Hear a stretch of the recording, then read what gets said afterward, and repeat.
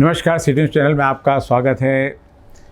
आकांक्षा murder mystery police से गुत्थी सुलझने का नाम नहीं ले रही। रोजाना नए पेच आ रहे हैं। जो पूरा वाकया, हादसा या साजिश की गई, निश्चित रूप से या तो पुलिस को भ्रमित करने के लिए है या किसी को फंसाने की साजिश। क्योंकि आज मर्डर होने को 4 तारीख को हुआ था, आज 16 तारीख है। आज कोर्ट ने 2 दिन का प्रथमेश का पीसीआर और बढ़ा कर दिया है, क्योंकि पुलिस का कहना था कि 4 दिन में जो वो नहीं कर सके, अभी 2 दिन उनको उस काम के लिए और करनी चाहिए। पुलिस ने उसमें मांग की थी कि किस हथियार से उसकी हत्या की गई, वो हथियार उससे रिकवर करना है। पुलिस ने मान लिया कि हत्या का आरोपी यही है, जबकि हत्या होने के बाद में वह वहाँ पर पहुँचे थे। सारी जो संभावनाएं और जो वहाँ का सिचुएशन बता रही है। 8:03 पे अंदर पहुँचा और मृतक की मौत पोस्टमार्टम की रिपोर्ट के अनुसार 8 बजे के पहले हो चुकी थी। इन्होंने पीसीआर में मांगा कि गुनाह गंभीर है और मृत्यु के कारण head injury with postmortem hanging, जो पोस्टमार्टम की रिपोर्ट में दिया है वह दिया हुआ है, यानी हत्या करके उसको लटकाया गया है। कहीं पर भी बाहरी निशान या चोट नहीं है, आंतरिक चोट है, वो भी गहरी है। यानी इसमें लिखा कि आरोपीने मृतक हिला, आरोपीने कोण्या शस्त्राने मारलं, मृतक हिला, गळा कशाला आवळा याबाबत तपास करने बाकी है। 5 दिन में पुलिस उनसे यह भी नहीं यानी कबूलवा सकी कि हथियार का आज वापस 2 दिन का फिर उन्होंने पीसीआर मांगा है। यानी 2 बार एक ही चीज़ इसमें लिखी हुई है, यानी होता नहीं ऐसा, लेकिन इसमें लिखा हुआ है जो पीसीआर उन्होंने मांगा। 2 नंबर का कॉलम है, इसमें लिखा है आरोपीने मृतक हिला कोण्या शस्त्राने मारले, ये एक पूछना है। वापस 3 नंबर में लिखा है कि आरोपी ने कोणत्या शस्त्राने हेड इंजरी के लिए। हेड इंजरी शायद पुलिस की भाषा में अलग है और मारना अलग है, इससे 2 उन्होंने कॉलम लिखे। समदर गंभीर गुन्ह्यातील दोन्ही आरोपी यांच्या CDR प्राप्त करून अवलोकन केले असता घटनेच्या दिवशी आपसात कॉल केला असता दिसून दोन्ही अटक आरोपी याचे काय संभाषण झाले याबाबत उडवाउडवीची उत्तर देत आहे। याबाबत तपास करणे बाकी आहे। सदर गुन्ह्यातील दोन्ही अटक आरोपीला गुन्ह्यासंबंधाने आणखी कोण मदत केली आहे का याबाबत तपास करणे बाकी आहे। सदर गंभीर गुन्ह्यातील अटक आरोपी यांनी गुन्हा करण्यासाठी घटनास्थळी जाण्यासाठी वापरलेले वाहन याबाबत आरोपीकडून तपास करून जप्त करणे आहे। दोन्ही अटक आरोपी व्यतिरिक्त कोणी अजून कोणी या गुन्ह्यात सहभागी आहे का। 5 नंबर में भी यही लिखा है कि और कोई इसने मदद की क्या। 7 नंबर में भी यही लिखा है कि इसके अलावा और किसी को मदद दी क्या। एक ही बात को बार बार रिपीट की, लेकिन 4 दिन में पुलिस ने उनसे क्या हासिल किया इसका कहीं भी कोई जिक्र नहीं। यदि कोई चीज़ मिलती है तो भी और मिलना बाकी है, इसका कोई जिक्र नहीं। इन्होंने कहा कि दोनों का CDR जो मिला उससे दोनों ने आपस में बात की, तो निश्चित रूप से बात की। 4:52 पे बात की है। प्रतीक ने फ़ोन किया था प्रथमेश को मोबाइल लाने के लिए, मोबाइल के लिए कोई मोबाइल का उनका व्यवहार था। प्रतीक ये प्रथमेश के बड़े भाई सोमेश्वर बोलते हैं, सोम्या जिसको बोलते हैं, उसका दोस्त है। यह सिर्फ वो मोबाइल लाने वहाँ जाने वाला था। 7:07 पर फिर वो कॉल करता है प्रथमेश प्रतीक को कि मैं 8 बजे, जिसका संवाद की सारी रिकॉर्डिंग हमारे पास में भी है उसके मोबाइल की। 7:07 पर कॉल करता है कि मैं 8 बजे तक आऊँगा। फिर 7:56 को वापस कॉल करता है कि मैं धनराज रीति वाले के यहाँ तक पहुँच गया, उनके घर से कोई लैंडमार्क होगा जहाँ तक पहुँचना होगा। उसके बाद में वहाँ पहुँचता है, तुरंत उसके साथ में वहाँ से वो निकल जाते। ये थी घटना के बाद में वहीं पे उनको सारी स्थिति इसके पहले बता चुके हम पिछले एपिसोड में कि किस प्रकार का घटनाक्रम था। वहाँ पहुँचे, बॉडी लटकी हुई मिली, दरवाज़ा तोड़ के अंदर गया और फिर उसकी बॉडी को उतारा गया और बाद में उसी टाइम उसकी बहन आती है, वो देखती है कि आरोपी ऐसा है। वो भी वहाँ पे बाद में पुलिस भी आती है, वो जो वहाँ पे सुसाइड नोट लिखा हुआ था वो नोट भी उसकी बहन से कंफर्म करती है कि उसकी बहन कहती है कि हाँ यह अक्षर आकांक्षा के ही। इतनी सारी बात हो जाती है। उसके बाद में पुलिस पोस्टमार्टम ले जाती। 6 तारीख को पोस्टमार्टम की रिपोर्ट आती है। आत्महत्या का मामला हत्या में दर्ज हो जाता है और प्रथम दर्शनी जिसने वहाँ पर बॉडी को उतारा उसको आरोपी मानकर पुलिस उसको अरेस्ट कर लेती है। बाद में परिवार के दबाव में आकर, परिवार वालों के दबाव में आकर प्रथमेश को भी इस केस में आरोपी बनाया जाता है।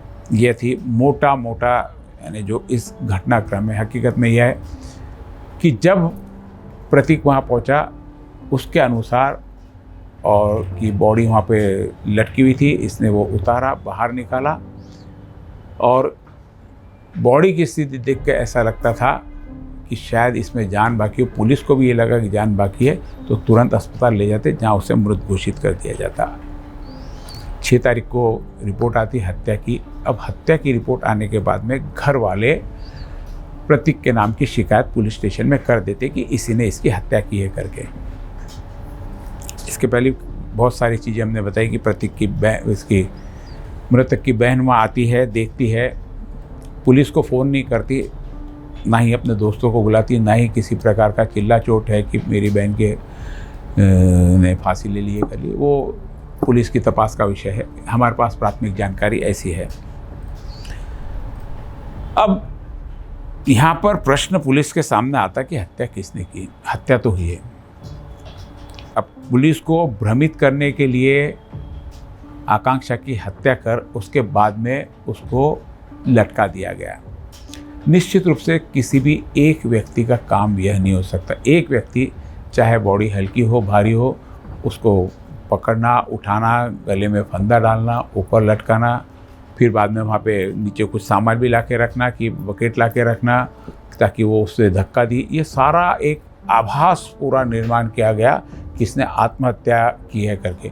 और कहीं पर भी दरवाजे पूरे घर में सामान का बिखरा न होना, ऐसा हमें लगता हो सकता पुलिस ने घटनास्थल के पंचनामे में ऐसा दर्ज किया हो कि क्या सामान बिखरा था। यदि सामान बिखरा हुआ दिखता तो पुलिस उसी दिन एक्शन में आ जाती थी कि यह कुछ मामला और है। लेकिन जहां पुलिस ने भी उसे रात में मर्ग दाखिल करके दूसरे दिन सुबह आत्महत्या का मामला दर्ज कर लिया, तो लगता है कि पुलिस ने भी इन सारी चीज़ों पे कहीं पर भी गौर नहीं किया कि सामान बिखरा हुआ, बिस्तर किधर है, उसका कपड़े अस्त व्यस्त है, कुछ रूम का सामान बिखरा हुआ है। ये सारी चीज़ें कहीं पर भी पुलिस को नहीं दिखी होगी, तभी आत्महत्या का मामला दर्ज करके जब पोस्टमार्टम की रिपोर्ट आती है तो उसमें हत्या का मामला दर्ज होता है। हत्या का मामला पुलिस दर्ज कर लेती है। यहाँ से पुलिस की पूरी इंक्वायरी शुरू हो जाती है, पुलिस का नया काम शुरू हो जाता है। जो आत्महत्या का मामला था हत्या में आता है। अब आज मैं बता रहा हूँ कि ये भ्रमित किया जा रहा है पुलिस को हत्या करके आत्महत्या की तरफ, एक पार्ट ये।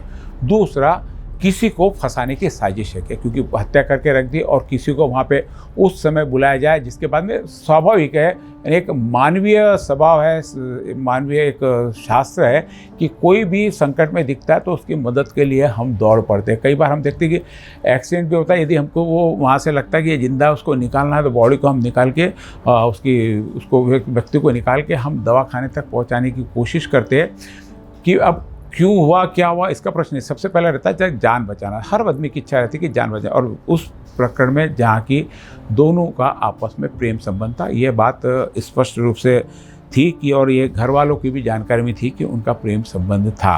अब वहाँ पर प्रतीक को वहाँ पे पहुँचाया गया। प्रतीक वहाँ खुद आया, क्योंकि मैंने जिस दिन पहले दिन बात की थी दाहतोंडे साहब PI से, तो उन्होंने कहा था कि हमारा शक यह है कि 8 बजे प्रतीक वहाँ क्यों आया। आमतौर पर वहाँ कभी आया नहीं, इससे पहले भी आया नहीं। हमने जब उनके मकान मालिक से भी बात की, अभिषेक देशमुख से, तो उन्होंने भी यही कहा। देखते हैं अभिषेक देशमुख ने इसके प्रतीक के आने जाने पर क्या हमारे प्रतिनिधि को कहा। प्रतीकचा कुठेतरी इथे येणे जाणं होतं का, कधी असं लक्षात आलं नाही? आजपर्यंत मला तो मुलगा किंवा की असं या ठिकाणी जाता येताना दिसला नाही. तसं आपण सर्वांनाच जे मुली ज्यावेळेस रूम करतात त्यावेळेस त्यांना सांगत असतो की बा या ठिकाणी कोणी मुलगा किंवा भाऊ म्हणून बरेचशे वेळा हे असते, तर त्यावेळेस कोणी जण आतमध्ये यायचं आणि तुम्हाला बोलायचं असलं तर गेटच्या बाहेर बोलायचं, त्याच्या आतमध्ये एंट्री कोणालाच नव्हती। ये थे अभिषेक देशमुख जो उस मकान के मालिक है। इनके पीछे के इसमें 3 रूम है जो हमने आज पूरे एक वहाँ का पंचनामा क्या हमारे हिसाब से कि किस प्रकार गली में जाता है, पूरा एक विस्तृत रिपोर्ट आपकी उसमें बताई गई है। और पीछे उसके 3 रूम है, वो 3 रूम में वहाँ पे है। तो ये थे प्रतीक की, जिन्होंने कहा कि अभिषेक देशमुख की, जिन्होंने कहा कि पहले कभी उस लड़के को यहाँ देखा नहीं गया और उनके यहाँ नियम है कि चाहे लड़की का भाई भी हो वो दरवाजे के बाहर मिले, अंदर जाने की परमिशन उसको नहीं थी। यानी इससे पहले आया भी होगा तो इनकी जानकारी भी नहीं होगा और नहीं भी आया हो सकता, जो भी हो पुलिस की तपास में जारी है कि इससे पहले वो वहाँ और गया क्या उसको पूरी जानकारी है, उसके घर के नक्शे की जानकारी है, क्या उसको मालूम है किधर से आया जाता, किधर से जाया जाता। वहाँ जाने के बाद में जब देखता है कि दरवाज़ा बाहर से बंद है, उधर से साइड में देखता है दूसरा दरवाज़ा दिखता है, दूसरा दरवाज़ा उसे तोड़ने में लगता है कि ये दरवाज़ा आसानी से टूट जाएगा, तो धक्का देकर दरवाज़ा तोड़ता है, अंदर जाता है। यह धक्का देकर दरवाज़ा टूटता या नहीं टूटता, पीसीआर के दौरान पुलिस ने प्रतीक को वहाँ पर लेके गया और उस यानी रूम में, और उसी प्रकार का दूसरा दरवाज़ा था वह तोड़ने की उसकी ट्रायल करवाई और जिस प्रकार से उसने तोड़ा वो भी दरवाज़ा उसी प्रकार से लौटा तो दरवाज़ा टूटा। तो एक बात वहाँ पे ज़रूर पुलिस को ये हो गया कि ये दरवाज़ा इसने तोड़ा और अंदर आया। इसके बाद के घटनाक्रम में लगातार बदलते जाता है, परिवार का दबाव, समाज का दबाव, आंदोलन, इन सारी चीज़ों से प्रथमेश को भी उसमें आरोपी बना लिया जाता है। अब मेरा प्रश्न है कि यह साजिश है किसी को फंसाने की या पुलिस को भ्रमित किया जाए। अब पुलिस को भ्रमित क्यों किया जाएगा? पुलिस को भ्रमित इसलिए किया जाएगा आत्महत्या का मामला लगे और पुलिस वहाँ पर मामला रफा दफा कर देवे, लेकिन करने वाले को ये नहीं मालूम कि इसकी पोस्टमार्टम रिपोर्ट भी होगी, पोस्टमार्टम रिपोर्ट भी आएगी। शायद इसलिए मारने वाले ने गले पे वार किया ताकि पोस्टमार्टम में भी फांसी आए। अब फांसी जब लगती है तो उसके सिम्टम्स अलग होते हैं। गला घोटने, जब हम गला घोट कर, गला दबा कर किसी की ये करके देखते तो उसके सिम्टम्स अलग होते हैं। कोई गले पे वार करके मारता है तो उसके सिम्टम्स अलग होते हैं। ये निश्चित रूप से बहुत सुनियोजित तरीके से उसकी हत्या की गई। अब हत्या करने के पीछे कारण कौन से? बहुत सारे कारण हो सकते हैं। इसके लिए हम अगले एपिसोड में चर्चा करेंगे कि हत्या के लिए यदि प्रतीक ने किया तो क्यों किया होगा, किसी और ने किया होगा तो क्यों किया होगा, तीसरे व्यक्ति ने किया होगा तो क्यों किया। इस पर पूरा एपिसोड आपके सामने अलग। अभी आज तो हम यहाँ इस पर बात कर रहे हैं, पुलिस को भ्रमित किया गया, किसी को फंसाने की साजिश की गई। बहुत स्पष्ट दोनों मुद्दे मेरे सामने यहाँ पे रखे हुए। पुलिस को भ्रमित इसलिए किया गया कि उसको साजिश के अंतर्गत निर्ममता से मारा है। उसको मारने वाले के प्लान, दिमाग में पूरा प्लान था कि इसको मारना है, गले पे इसका वार करना है। उस वार से शायद उसको लगता है नहीं भी मरी होंगी तो उसने उस बाद में कि अब यहाँ से नहीं मरी होंगी तो आधी मौत हुई होंगी, उसको वापस गले में बांध के उसका फंदा लटका दिया ताकि पोस्टमार्टम की रिपोर्ट में ये आए कि ये फांसी लटक के मरी। लेकिन जब उसने लटकाया तब तक वो पोस्टमार्टम की रिपोर्ट के अनुसार मर चुकी थी। यहाँ कातिल की सबसे बड़ी गलती होगी। पहली गलती यहाँ पे हुई कि उसको इतना प्रेशर से सिंगल ही वार किया कि उसकी एक ही वार में मौत हो गई। और ये कातिल के शायद लगा होगा कि ये बेहोश हुई होंगी और इसको अपन लटका दो तो निश्चित, यदि सही में वो बेहोश होती थोड़ी सी चोट से, कारण यही रहा होगा कि इसको सर पे मार के बेहोश कर दो और इसको फिर फांसी पे लटका दो। तो फांसी में लटकने के लिए जो गर्दन लटक जाती है, पीछे के मन के बाहर आ जाते हैं, क्योंकि फांसी जो लेता है उसकी गर्दन पूरी ऐसी झुकी हुई रहती है, ऐसी गर्दन सीधी नहीं आएगी क्योंकि पीछे की हड्डी उसकी टूट जाती है और हड्डी टूटने से ही कई बार उसके सारे ये हो जाती है। दम घुटने का तो ये रहता है। दूसरा, यदि हम गला दबा के मारते हैं, यदि कई बार क्या होता है गला लोग रस्सी से, दुपट्टे से घोट के उसको मार देते, फिर फांसी पे लटकाते, उसके भी सिम्टम्स पूरे अलग आते। पोस्टमार्टम इसलिए किया जाता है, एग्जैक्टली क्या हुआ पोस्टमार्टम की रिपोर्ट में सीधा आया है कि मारकर इसको लटकाया गया। यानी एक सबसे पहले उसकी कातिल की गलती ये हो गई कि उसने उसे जिंदा समझ के उसको लटकाया और जबकि वो उसके पहले ही वो मर चुकी थी। अब इन सारी चीज़ों को यदि किसी को मारना है, मारने के पीछे जिसने भी मारा होगा निश्चित रूप से वो इसका परिचित ही होगा। बिना परिचित व्यक्ति अंदर आ नहीं सकता, इसलिए आसानी से इसके सामने भी नहीं जा सकता। कोई ना कोई परिचित व्यक्ति है जो उसके पास में वहाँ पे गया और उसके परिचय का फ़ायदा लेकर उसने उस पर वार किया, पीछे से किया, आगे से किया, जैसे भी किया। पुलिस की जानकारी में आएगा ये कि किस प्रकार से वार किया गया। वो वार किया और उसको लगा कि ये अभी बेहोश शरीकी हो गई, मूर्छा शरीकी आ गई, और उसको दुपट्टे में लपेटकर ऊपर पंखे से वहाँ से लटका दिया। बाद में वहाँ पे निश्चित रूप से बकेट या स्टूल कुछ भी रखा हो। पुलिस के पंचनामे सारा का सारा बकेट थी, पूल था, क्योंकि घर में स्टूल नहीं होता, बकेट ही होगी। बकेट के ऊपर खड़ी रही। बकेट की हाइट 1 से 1.5 फुट की होगी, और आकांक्षा के भी हाइट अच्छी लगी। वो हाइट भी पुलिस कितने हाइट पे था, कितने हाइट पे दुबला था, ये सारी चीज़ें पुलिस मेजरमेंट में लेगी और पुलिस खोज निकालेगी आरोपी को। ऐसा नहीं है, यदि प्रतीक है तो उसको भी सिद्ध करेगी कि ये पहले कब गया, किस प्रकार से मारा, इसको पूरा सिद्ध करेगी। पूरा ट्रायल लेगी, वहाँ पे पूरा सीन रिक्रिएट करेगी। किसी को भी ठीक है, किसी के बोलने पे शक के आधार पर आरोपी बना दिया, लेकिन जहाँ तक है कि पुलिस इसकी तह तक आएगी। पुलिस के भी ध्यान में एक बार तो जरूर पुलिस सारे एंगल से तलाश कर रही। तीसरा प्रकरण भी, कोई तीसरा त्रिकोण भी हो सकता, क्या ऑनर किलिंग हो सकता है, या किसी और ने कोई भी, मुझे नहीं लगता कि किसी और चीज़ की हत्या होती है। कभी किसी पैसे के लिए हत्या हो जाती है, किसी दुश्मनी निकालने के लिए हत्या हो जाती है, कोई घर में चोरी के हिसाब से आता तो हत्या हो जाती।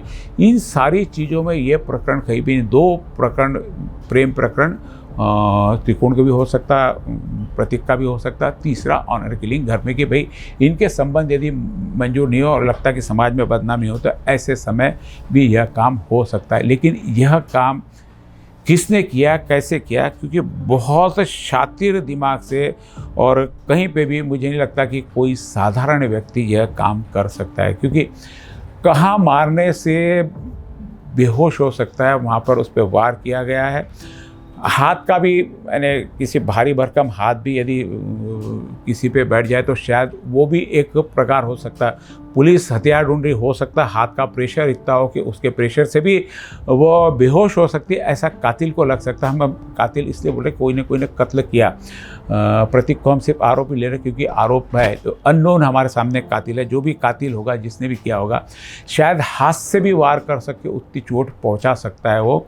पुलिस शायद वेपन ढूंढने की आज, क्योंकि उन्होंने जो ये दिया है पीसीआर में डिमांड मांगी है कि आरोपी का किस शस्त्र से वार किया वो ढूंढना, तो हाथ भी हो सकता है, हाथ से भी, क्योंकि बहुत ज़्यादा प्रेशर से गर्दन पे लगे तो वो हो सकता है। जैसे बताया कि संभ्रम में रहा होगा कातिल भी कि यह बेहोश है और इसको लटकाऊंगा तो मैं यह फांसी सबूत होगी, और बाद में पुलिस के पास में ये खबर तो किसी न किसी प्रकार से पहुँचे जानी है। इसी बीच में मैंने बताया कि जो पुलिस ने डिमांड की है कि जो आरोपी से इसने क्या बात की, उड़वा उड़वी के उत्तर नहीं है, उसकी कॉल रिकॉर्डिंग है, टाइम समय है, कितने समय बात किया वो भी है। 4 कॉल हमने उसके मोबाइल से ट्रेस किए हैं प्रथमेश के, जिसमें पहला कॉल बताया कि प्रतीक ने किया, टाइम मैंने पूरा बताया आपको, 4:52 पे। उसके बाद में 7:07 पे कॉल करता है कि मैं आ रहा हूँ 8 बजे के आसपास। उसके बाद में 7:56 को वह जो उसके घर के पास पहुँचता है, तो धनराज लेरेती वाले के पास। ये सारी चीज़ें मैं बता रहा हूँ, रिकॉर्डिंग मैंने खुद ने सुनी, किसी के बोलने पे या करने पे बात नहीं कर रहा। वो टाइम भी इनको नहीं मालूम था, जिसके पास है टाइम भी मैंने निकाला है कि एग्जैक्टली किस समय पे बात है। पुलिस भी इस चीज़ को यदि देख रही हो तो चेक कर सकती है कि 4:52 का, 7:07 का और 7:56 का कॉल है, जो तीनों है। उसके बाद में 20:23 पर 112 पे कॉल है, और जो कॉल 112 पे रिकॉर्ड हुआ वो 20:25 पे, क्योंकि 2 मिनट पे 1 नंबर दबाओ, 2 नंबर दबाओ, 3 नंबर दबाओ, 4 नंबर दबाओ, लोकेशन भेजो, ये सारी चीज़ें चलती रही। उसके बाद में पुलिस वाले का संवाद है उनसे कि आप पूरी घटना की जानकारी लेते, और पुलिस ये भी पूछती है कि अब तुमने बॉडी को उतार लिया, तो बोलते हाँ उतार लिया है। तो ये सारी चीज़ों की चर्चा होती है, उसकी भी रिकॉर्डिंग सारी की सारी है। वो भी हम आपको पूरे इसके जो कॉल डिटेल्स है, एक अलग से एपिसोड की, कब किससे क्या बात की, कैसी बात हुई, सारे कॉल को हम आप तक पहुंचाने की कोशिश करेंगे। आपके माध्यम से पुलिस तक भी पहुंचाना है और जनता के बीच में भी हमको पहुंचाना है सारी बातें। बात थी कि अब भ्रमित करना, पुलिस को भ्रमित किया गया। भ्रमित करने के पीछे मैंने बताया कि किस प्रकार की साजिश इस कातिल ने की होंगी। कातिल ने पहले उसको हाथ से, मैं अभी तक 90% इसमें हूँ कि उसने हाथ से ही जम के वार किया होगा, क्योंकि और प्रॉपर अच्छी ट्रेनिंग ली होंगी उसने कि कहाँ पे मारने से शायद उसको बेहोश करना होगा मार के, लेकिन उसके एक ही वार से वो मर जाती। यहाँ से उसका पूरा का पूरा प्लानिंग फेल हो जाता। लेकिन यदि मार उसने बेहोश करके बेहोश की हालत में भी वो फांसी पे लटकाते तो उसके भी सिम्टम्स शायद पहले दिख जाते कि जब इसको फांसी पे लटकाया ये अपने होश में नहीं थी। कई बार लोग को इंजेक्शन दे के बेहोश कर दिया जाता, कोई एनेस्थेसिया दे के बेहोश कर दिया जाता, उसके बाद में उसको फांसी पे लटकाया। ऐसे कई सारी केसेस हमने देखी है, सुनी है, जिससे फांसी स्पष्ट होती। अब इसका यदि करना था तो ये सारी चीज़ें भी कर सकता था, लेकिन पता नहीं किस प्रकार से उन्होंने प्लानिंग की, क्योंकि लाख प्लानिंग करे कहीं ना कहीं आदमी चूक जाता। चूक ये होगी कि उसने जिंदा समझकर फांसी पर लटकाया और वो मृत अवस्था थी। पोस्टमार्टम में यह बात आ गई, वहाँ से पुलिस का सारी की सारी चौकसी शुरू होगी और हर जगह भी गुत्तम गुत्ता है। हम जब परसों वहाँ पर जगह पे गए थे तो एक बहुत बड़ी बात हमको वहाँ पे दिखी कि जो 3 रूम है, आप देख रहे हो ये 3 रूम है, इस 3 रूम का डिस्क्रिप्शन आप देख लीजिए किस प्रकार से आज हमारे प्रतिनिधि ने वहाँ से लाया हुआ है। पहला रूम, दूसरा रूम, और ये आप सुन लीजिए पूरी वहाँ की जगह की कहानी। आपण आता सरळ एंट्री केली, हे घर आहे देशमुख निवासचा। हा जो बाजू आहे आपण बघत असणार की या ठिकाणी आपण जात आहे। इन फ्रंट मध्ये 2 दरवाजे आपल्याला समोर दिसत आहे। यामध्ये दोन्ही दरवाजांमध्ये आपण बघत असणार की आपल्याला एक दरवाजा जो आहे तो हे पहिले नंबरची रूम, घटनेच्या दिवशी या रूम मधील विद्यार्थिनी जे आहे, मुली जे आहे ते सुद्धा उपस्थित नव्हते। ही पहिली रूम, यामध्ये मुली भाड्याने राहतात यामध्ये, परंतु ते घटनेच्या दिवशी इथे उपस्थित नव्हत्या। आणि ही दुसरी रूम, ही रूम खाली आहे आणि ही रूम खाली झाल्यानंतर इथून सुद्धा दरवाजा, हा दार याला कोणत्याही प्रकारचं कुलूप नव्हतं। आता घटनास्थळ आपण बघून घेऊ। या रूम मध्ये सुद्धा एक दरवाजा आहे जो आकांक्षाच्या रूमला जातो आणि जो मुख्य जो द्वार आहे, प्रवेशद्वार आकांक्षाचा, तो हे आहे। आपण बघत असणार याच रूम मध्ये आकांक्षा बोबडे ही भाड्याने राहत आणि यानंतर जिथे घटनेच्या दिवशी प्रतीक तिला मांडीवर घेऊन बसलेला होता ते ठिकाण तुम्हाला दाखवत आहे।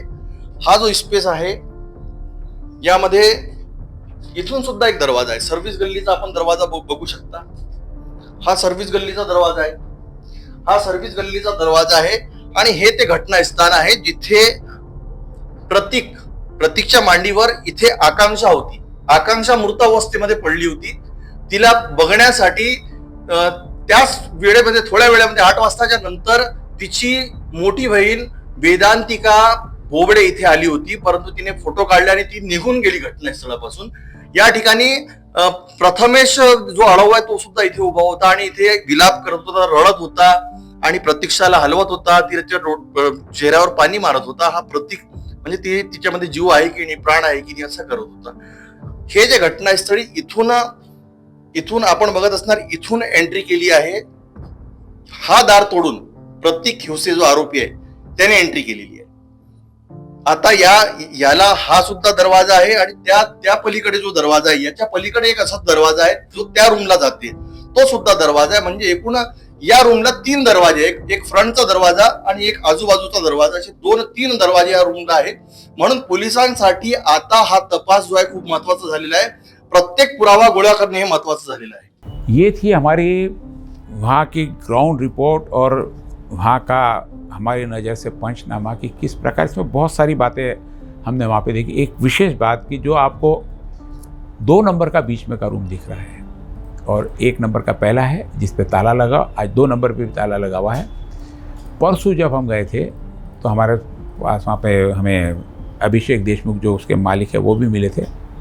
हमने रूम के अंदर जाके देखा, रूम के अंदर जाके भी एक दरवाज़ा आकांक्षा के रूम के लिए जाके खुलता, जो पुलिस ने वहाँ पर प्रतीक को ट्रायल के तौर पे वो दरवाज़ा तोड़वाया था और उसके अंदर उसका सामान रखा है, पलंग है, उसके कपड़े रखे हैं, ये सारी चीज़ें हमको वहाँ से अंधेरे में जो दिखी थी वो दिखी थी। अब प्रश्न यहाँ पर ये आता है कि पुलिस ने जब पंचनामा किया, क्योंकि घटनास्थल का पंचनामा भी पुलिस करती है, तो पुलिस के सामने प्रश्न है क्या वह दरवाज़ा तीनों दरवाजे अंदर से बंद थे। पुलिस ने यह बात निश्चित रूप से नोट की होंगी, लेकिन मैं इस चीज़ में कन्फर्म हूँ कि एक दरवाज़ा खुला था। उसके बगैर कत्ल हो ही नहीं सकता। यदि उसके बगैर कत्ल हुआ है तो पोस्टमार्टम की रिपोर्ट वापस बनानी पड़ेगी। कन्फर्म हूँ इस बात पे। मैंने कई डॉक्टर से चर्चा की, कई जो क्राइम की केस लड़ते उन वकीलों से चर्चा की, कई पुलिस वाले जिन्होंने ऐसे कई केस सॉल्व किए उनसे भी चर्चा की। तीनों दरवाजे अंदर से बंद है, कोई ऐसा सोर्स नहीं है, तो आत्महत्या ही होगी, हत्या नहीं होगी। क्योंकि हत्या करने के बाद में हत्यारे को निकलने के लिए जगह, और कॉम्पैक्ट रूम है, छोटा सा रूम है, शायद 10 बाय 10 भी पूरा नहीं होगा, 8 बाय 10 हो सकता है, 10 बाय 8 हो सकता है। छोटा सा रूम है, क्योंकि रूम है, रूम के बाहर साइड में एक जो बताया ये और उसका रास्ता है, उस दरवाजे से निकालकर वो उसके गोदी में वहाँ बैठी है। इसके साइड में बाथरूम बने हुए हैं, तीनों के लिए वो कॉमन बाथरूम है। आकांक्षा को उस रूम साइड के रूम से जाके सीधी उसमें बाथरूम के पास में सीधी एंट्री थी, बाकी लोगों को सामने से होते हुए रूम के अंदर जाना था।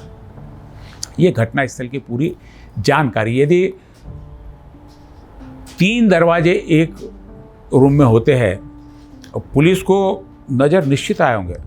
पुलिस हो सकता गुप्तता के आधार पर यह बात नहीं करे, गुप्तता के आधार पर बात करती थी तो उसी दिन उसी दरवाजे को समझ जाती थी जिस दिन ट्रायल के लिए प्रतीक को वहाँ पर लाया गया। ट्रायल के लिए लाया गया जब निश्चित रूप से वो दरवाज़ा बंद होगा, या तो कातिल उसी समय मौजूद होगा, उसने दरवाज़ा बंद कर दिया होगा, और यदि पुलिस को अंदर से यदि दरवाज़ा बंद कराव मिलता तो निश्चित रूप से मर्डर होने के बाद भी मर्डर स्थल पर कातिल की उपस्थिति होगी, या तो पुलिस ने उस दरवाजे पे ध्यान नहीं दिया। जबकि ऐसा होता नहीं, एक एक कोई चीज़, एक चम्मच भी यदि वहाँ से बिखरा हुआ रहा, चद्दर भी यदि बिस्तर की बिखरी हुई रही, पंखे का लाइट बंद था, चालू था, इस सारी चीज़ों का विवरण पुलिस को अपने पंचनामे में करना पड़ता। रोड से रूम कितना, तो रूम बाहर से रोड पे आके रूम कितने फुट पे दूरी पे, पायरी कितनी चढ़नी पड़ती, रूम अंदर कितने, ये सारी चीज़ों का विवरण वहाँ पे जो जगह पे पंचनामा पुलिस करती है उस पे होता है। यदि ऐसी चीज़ थी तो पुलिस ने निश्चित रूप से वहाँ पर फॉरेंसिक एक्सपर्ट और वो फिंगरप्रिंट्स वाले ले जाने चाहिए थे। फिंगरप्रिंट्स वाले लेके गए नहीं गए मुझे पता नहीं, मैं जानकारी लेकर बताऊंगा कि क्या पुलिस ने वहाँ पे फिंगरप्रिंट्स दिए, क्योंकि कातिल को पकड़ने के लिए जो पहले भी कत्ल हुआ होगा, पुलिस का पहले इसमें मानना था यह कि यह अंदर गया और 10 ही मिनट में सारा कांड बजा के पूरी स्टोरी पुलिस को लगता कि 10 मिनट में हो सकता है।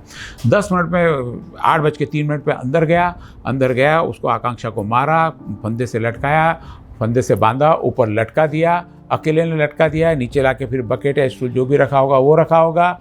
उसके बाद में उसका सुसाइड नोट लिख के डाला, सुसाइड नोट या उससे हो सकता है पहले धाक से लिखा।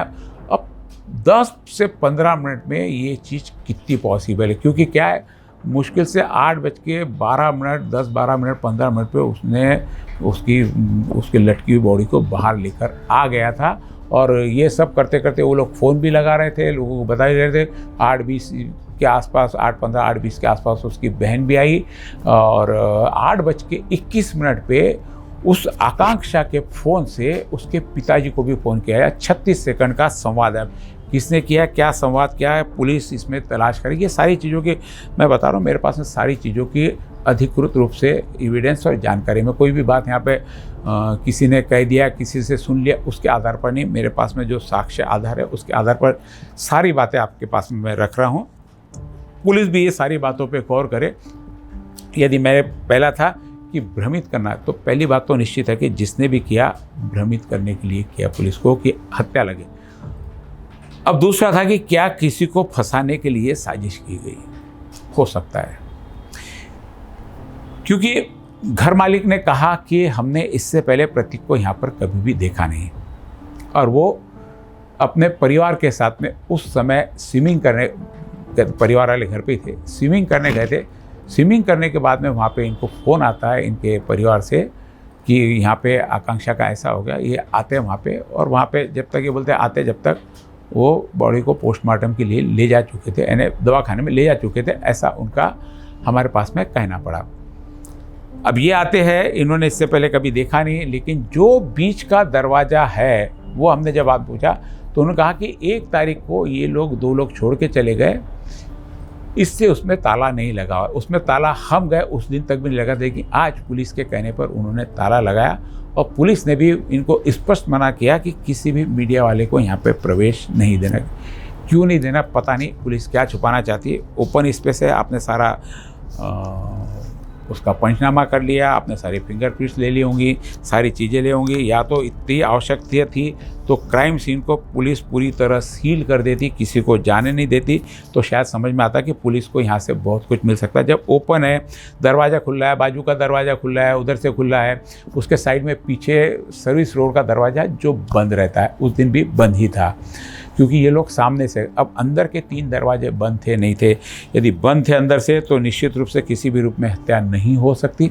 यदि खुला था तो किसने दरवाज़ा खोला, क्या पुलिस ने वहाँ पर फिंगरप्रिंट्स लिए, क्योंकि इसके बाद पुलिस गई, कई लोगों ने हाथ लगाया, उस दिन पुलिस ने फिंगरप्रिंट वहाँ पे लिए क्या, यदि फिंगरप्रिंट निश्चित कुछ लोगों के मिलते तो शायद पुलिस को कोई क्लू मिल सकता, लिया भी होगा पुलिस ने, शायद हमको नहीं बताना चाहती पुलिस, क्योंकि उनकी जांच में बाधा आ सकती, क्योंकि जांच में बाधा कि वो बोल रहे कि अभी जांच हम एंगल से कर रहे हैं, तो किसी भी रूप में पुलिस भी श्योर नहीं है कि ये खून प्रतीक ने और उसके मित्र ने मिलकर किया होगा।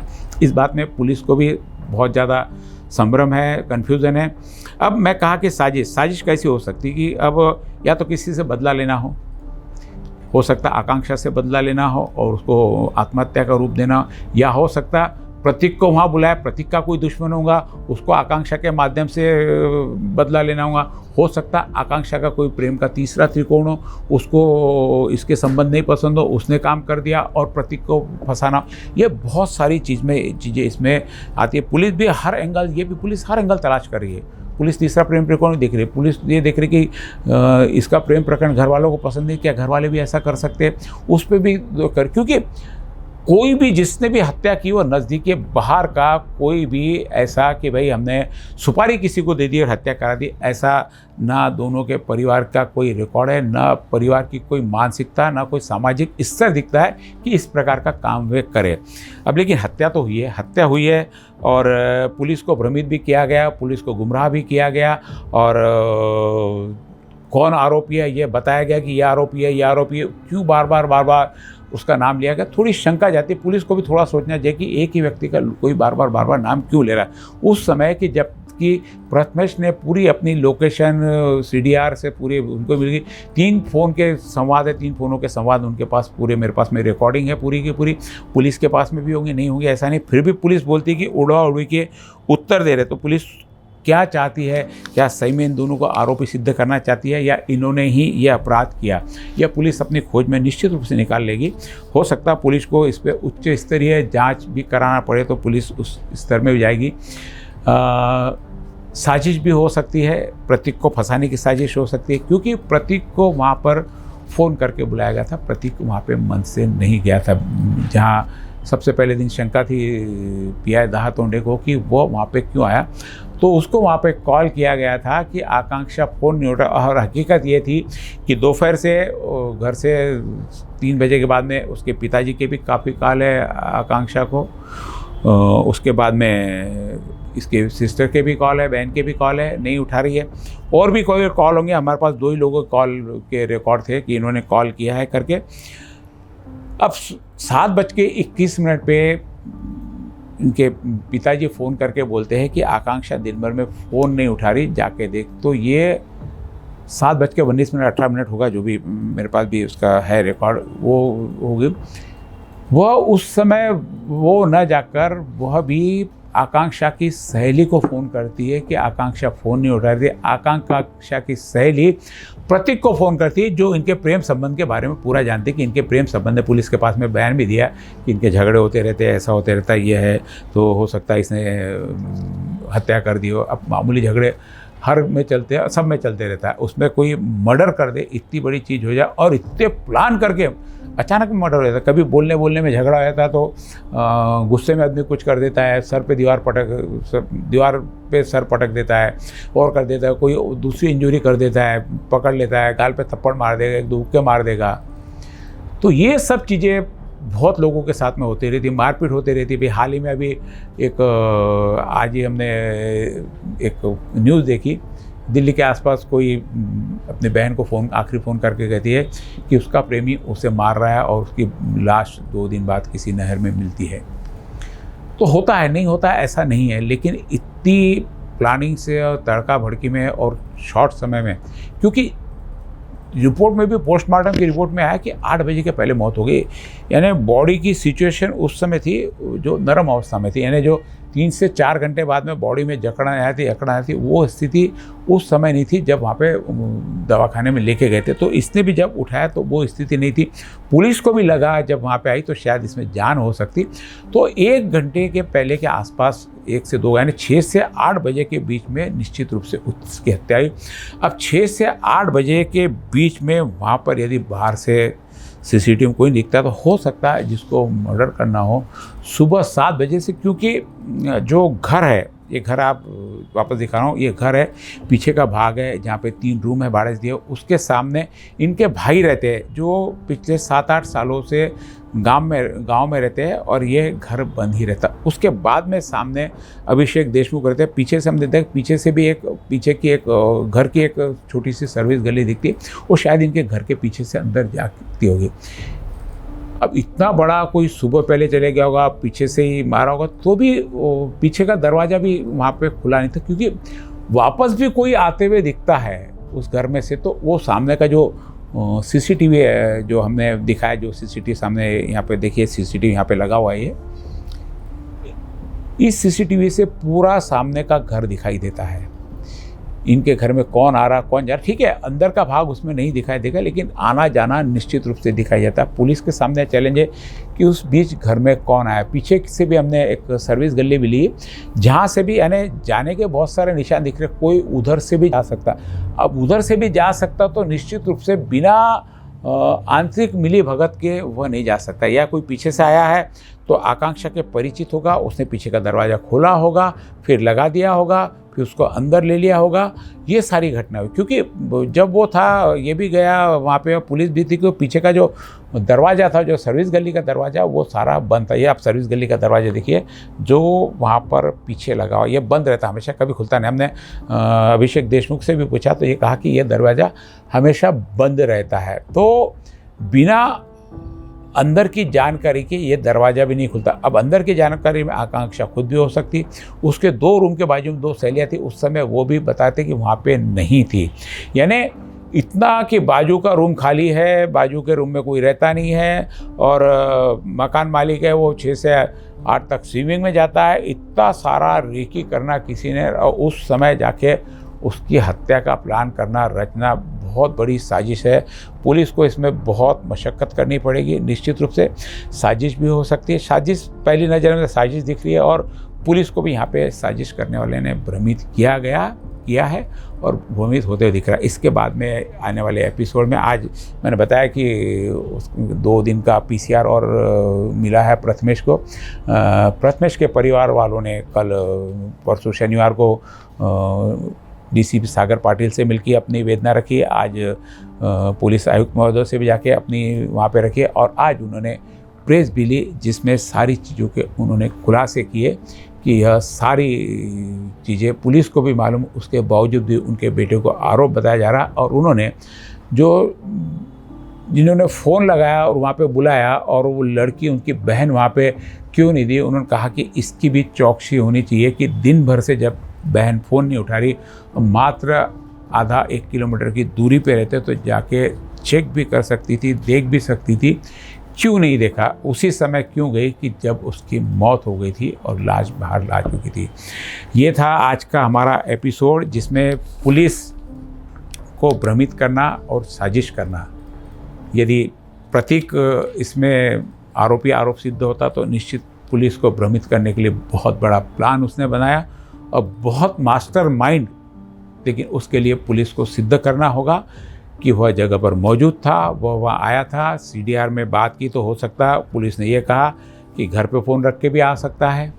तो जिस 6 से 8 के बीच में उसकी मौत हुई है और 7:07 का मेरे पास में संवाद है, वो आपको अगले एपिसोड में सुनाऊंगा। जिस प्रकार से वो संवाद कर रहा है, जिस फ्लुएंट से बात कर रहा है, क्या एक आरोपी की भाषा इतनी फ्रीली हो सकती, किसी प्रकार का कोई घबराहट नहीं। एक नॉर्मल व्यक्ति बात करता है, हमसे कोई थोड़ा सा गुनाह भी हो जाए तो घबराहट रहती है, हम बोल नहीं पाते। एक हत्या करके आया हुआ व्यक्ति किस प्रकार नॉर्मल भाषा में बात कर सकता है, ये आने वाले एपिसोड में कि उसके क्या संवाद हुए, उस संवाद में क्या घटा और क्यों ये वहाँ पे गए। क्यों वहाँ पे गए तो बताया कि उसके फ़ोन किया, फ़ोन के कारण वहाँ पे गया। तो निश्चित रूप से खुद वहाँ पर नहीं पहुँचा था पीआई दहातोंडे को, इसका उत्तर तो निश्चित मिल चुका है कि वहाँ को पहुँचा। अब पुलिस को यह सिद्ध करना है, यदि इस पर आरोप पत्र दाखिल करना है तो इसकी उपस्थिति, इसके साथ में 1 से 2 लोग और की उपस्थिति, नहीं तो और कौन सी गैंग बोल सकते हैं और कौन सी टीम है जिन्होंने इसको अंजाम दिया। पुलिस के इसको खोजना बहुत ज़रूरी है। आज के इस एपिसोड में इतना ही, आगे फिर आपसे हम मिलते रहेंगे। आप देखते रहिए सिटी न्यूज़।